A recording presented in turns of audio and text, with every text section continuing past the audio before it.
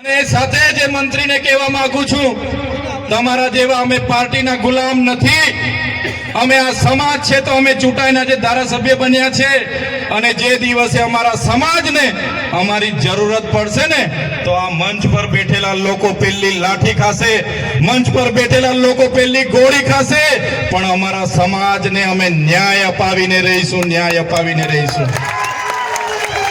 જે પ્રકારે પાડળિયામાં આદિવાસી સમાજના 12 ગામ ઉઠાડવા માટે પોલીસ અને જંગલ ખાતું ગયું અને ત્યાંના અમારા આગેવાનો એક થયા અને પાડલિયાના લોકોએ આદિવાસીનો પરચો બતાવ્યો, એ જ પ્રમાણે આવનારા દિવસોમાં જો અમારા આંબા ડુંગર અને આજુબાજુના 28 ગામ અને અમારા હાઇડ્રો પ્રોજેક્ટના નસવાડીના ગામના લોકોને જો પ્રશાસન હેરાન પરેશાન કરવા આવશે તો સમજી લો પાડલિયાવાડી અમે કવાંટમાં પણ કરીશું.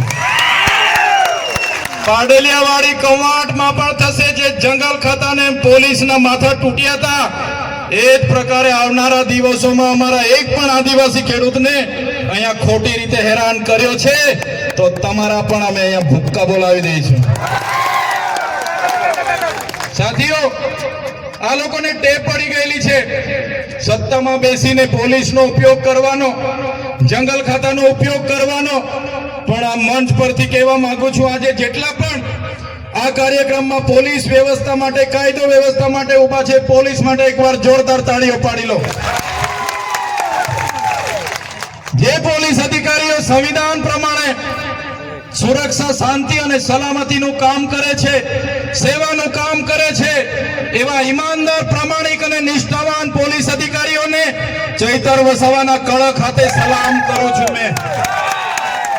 પણ એ પોલીસ અધિકારીઓને પણ કહેવા માંગુ છું, જે ભ્રષ્ટાચારી છે, જે સાંસદ, ધારાસભ્ય, એમના મંત્રી તંત્ર, એમના ભાજપના નેતાઓના ઇશારે અમારા લોકોને હેરાન પરેશાન કરવાનું કામ કરે છે, એસી ચેમ્બરમાં બેઠેલા એસપીના ઇશારે, આઈજીના ઇશારે અહીંયા ખોટી રીતે દંડો ઉઘરાવે છે, રેડ પાડે છે, એ પોલીસ અધિકારીઓને પણ કહેવા માંગુ છું, અમારા લોકોને હેરાન પરેશાન કરવાનું છોડી દેજો, બંધ કરી દેજો.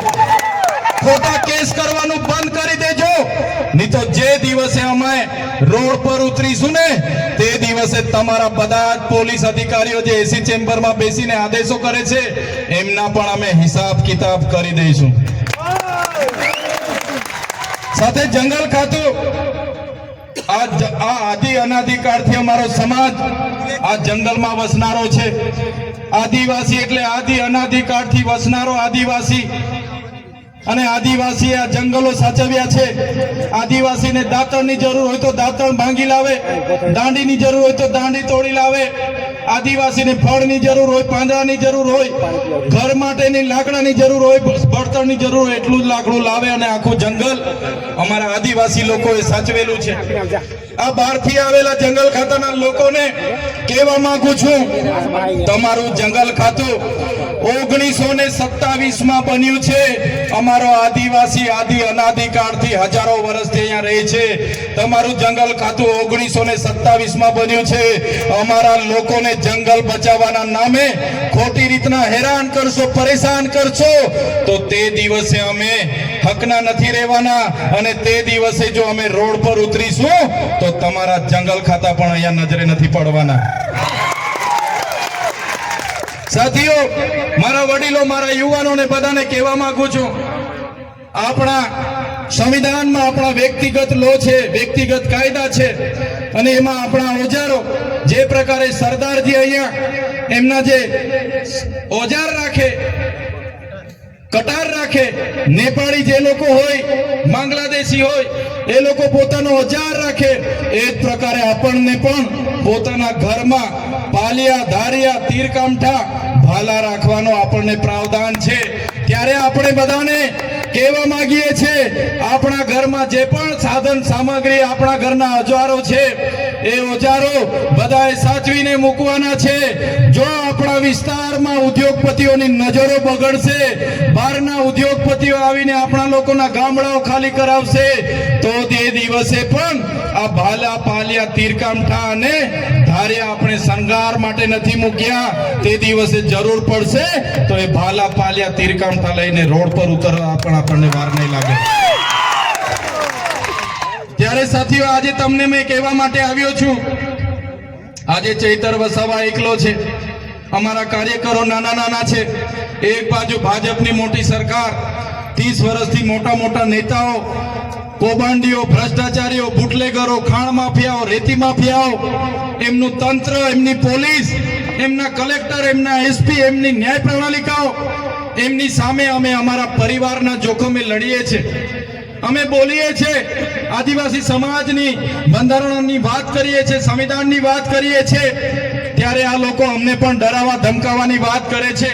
અમે ડરતા નથી, જેલોમાં પૂરે છે, જેલોમાંથી પણ છૂટીને લડીએ છીએ. ત્યારે તમને બધાને અમે એટલું કહેવા માટે આવ્યા છે, બસ તમારા આશીર્વાદ અમારા સાથે રહેવા જોઈએ, તમારો સહકાર અમને મળવો જોઈએ.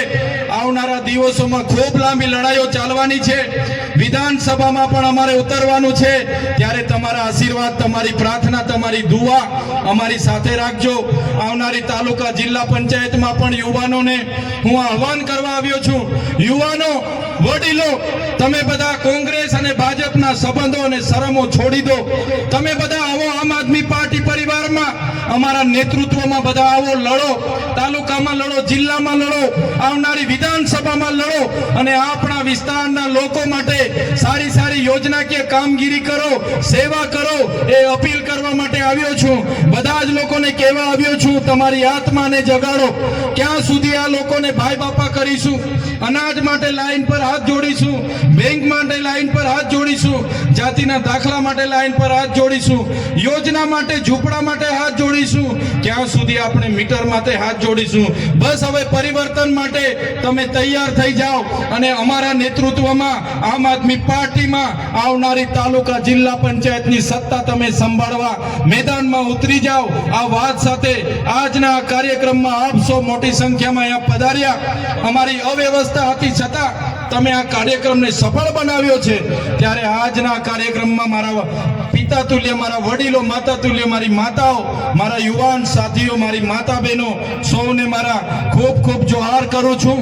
આપે મારું સ્વાગત કર્યું, સન્માન કર્યું, અમને શાંતિથી સાંભળ્યા અને અમને પ્રેમ આપ્યો, તમારો ભાવ આપ્યો, એ બદલ બધાનો ખૂબ ખૂબ હું આભાર માનું છું. ધન્યવાદ. જય આદિવાસી, જય જોહાર. ખૂબ સરસ. આપણા